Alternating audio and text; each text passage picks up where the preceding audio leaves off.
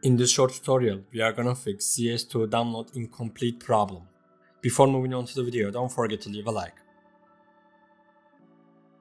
I recommend watching the video once before trying solutions. The first solution is to delete the save from the game and reinstall it.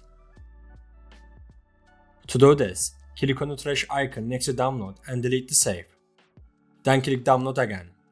You can try this several times until the problem is solved. If the problem is not solved, we will move on to the second solution. The second solution is to delete the saves from the game's file location. To do this, we right-click on CS2 and from the menu section, click on Browse Local Files. After doing this, we click on the game folder and then click on the CSGO folder. Then we open the Replace folder. Here, we have the game saves that we downloaded.